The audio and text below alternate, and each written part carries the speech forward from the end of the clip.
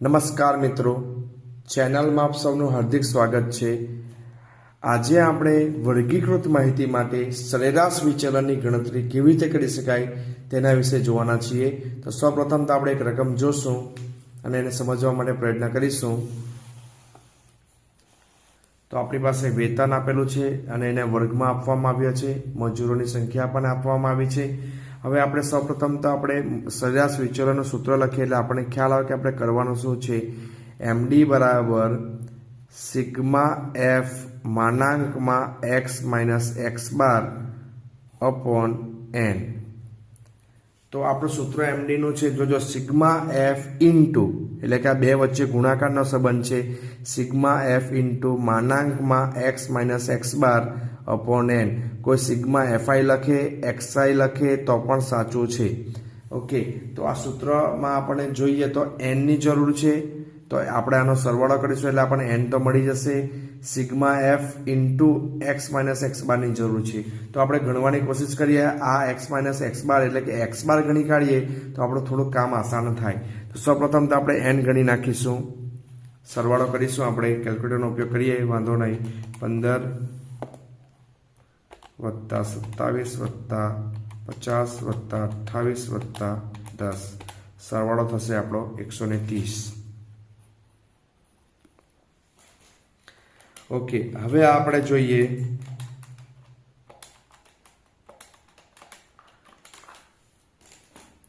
હવે આપણે સૌથી પહેલા એક્સ બાર ગણીશું। તો એક્સ બાર કેવી રીતે ગણવાનો છે, તો એક્સ બારનું સૂત્ર લખીએ એટલે આપણને ખ્યાલ આવે। અહીં આ તરફ લખીએ, એક્સ બાર બરાબર ટૂંકી રીતે આપણે ગણીશું sigma f x upon N. કોઈ આ સિવાયનું બીજું જે સૂત્ર છે એક્સ બારનું, એક્સ બાર બરાબર A plus sigma F D upon N into C. આ સૂત્રની મદદથી દાખલો ગણશે તો પણ એક્સ બાર, અને આ સૂત્રની મદદથી ગણશે તો બંને રીતે એક્સ બાર સરખો જ આવશે। તો આપણે ટૂંકી રીતનો ઉપયોગ કરીશું અહીં।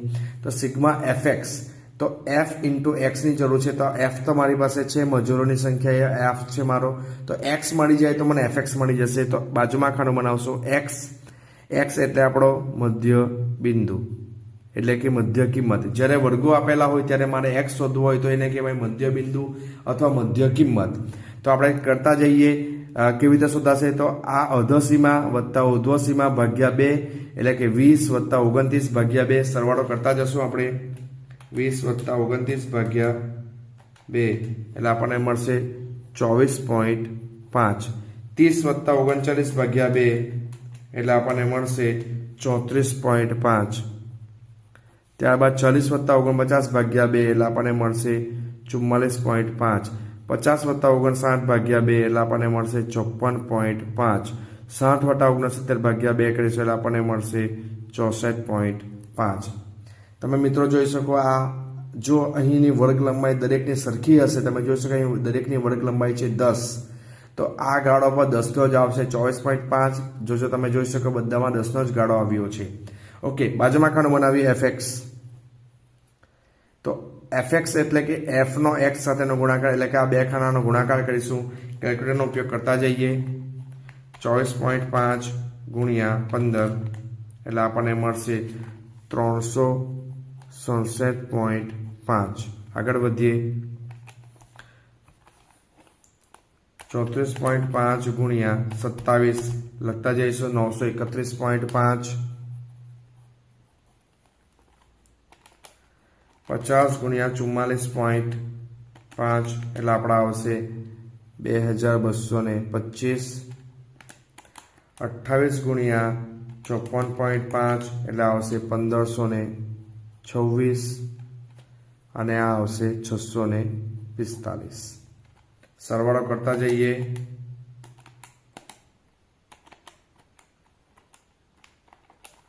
સરવાળો આપણે કરતા જશું। અહીં લખીએ સરવાળો, 367.5 વત્તા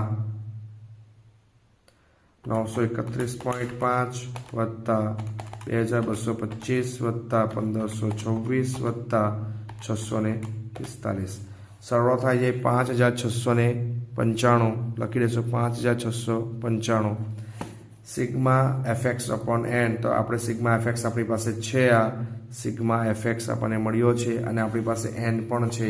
તો ગણીએ, 5695 ભાગ્યા એન આપણી પાસે છે 130, ભાગાકાર કરીશું ભાગ્યા 130. મધ્યક આપણને મળે છે 43.81. આપણને 43.80 છે, એટલે 7 અહીંયા કન્વર્ટ કરીએ એટલે આપણે મળશે 43.81. તો આપણે મધ્યક આપણને મળે છે 43.81. તો આ રીતે આપણને મધ્યક મળ્યો છે 43.81. હવે આપણને તો જરૂર છે સરેરાશ વિચલનની, તો sigma F into x minus x bar. તો મને એક્સ માઇનસ એક્સ બાર મળી જાય તો મને કામ આગળ વધે.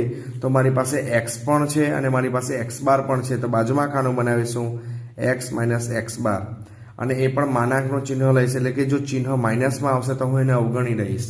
તો એક્સ માઇનસ એક્સ બારનું ખાનું બનાવ્યું છે. એક્સ બાર આપણો આવ્યો છે, જે છે તે જ લેશું 43.81. તો અહીં લખી દઈશું આપણે 43.81.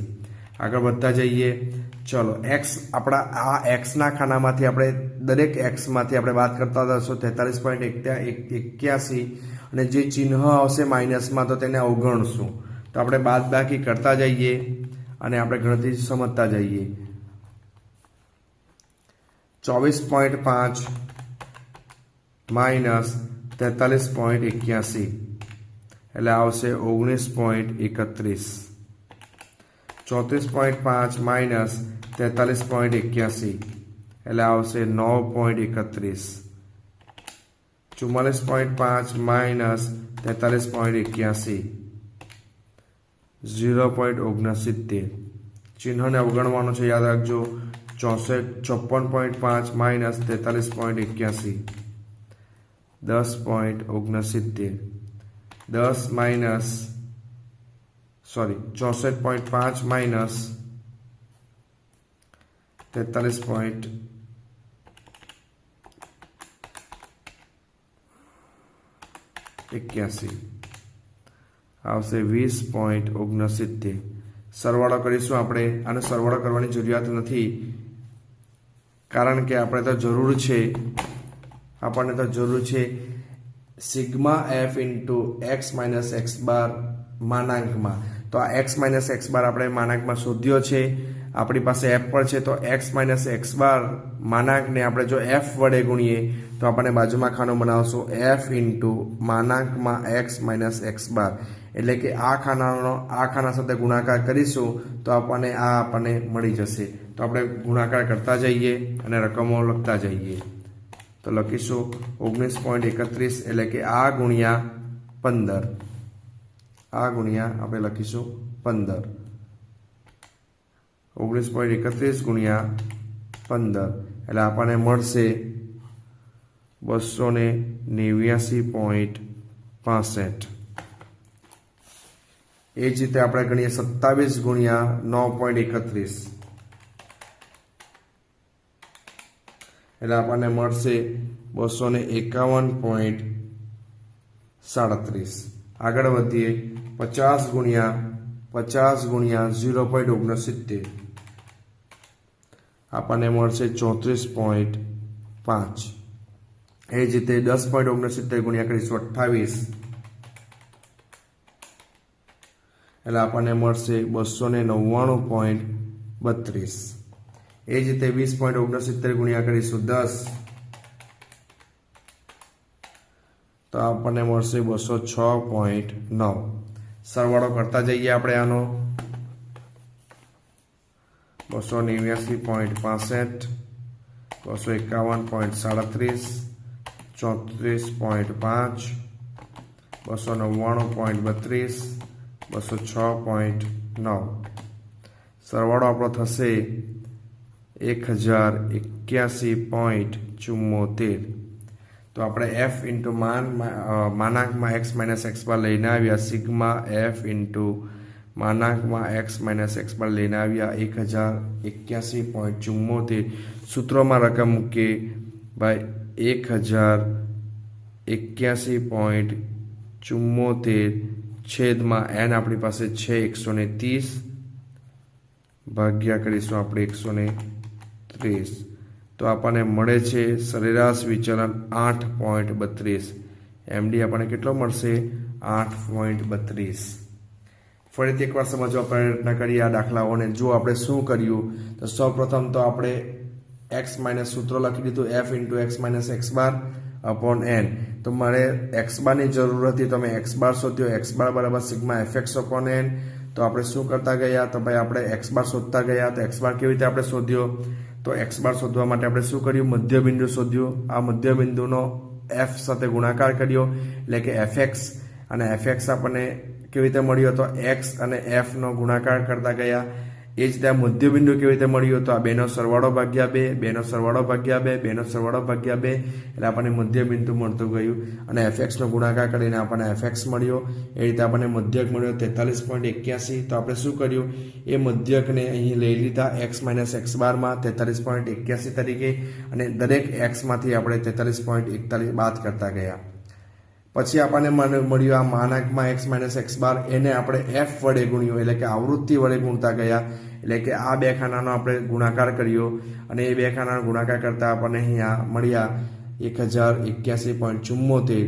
તેને આપણે સૂત્રમાં રકમ મૂક્યું અને 1081.74 ને આપણે એન વડે ભાગ્યું એટલે આપણને મળ્યું 8.32. તો મિત્રો તમને ખ્યાલ આવ્યો હશે કે સરાસરી વિચલનની ગણતરી કેવી રીતે કરી શકાય. Thank you so much.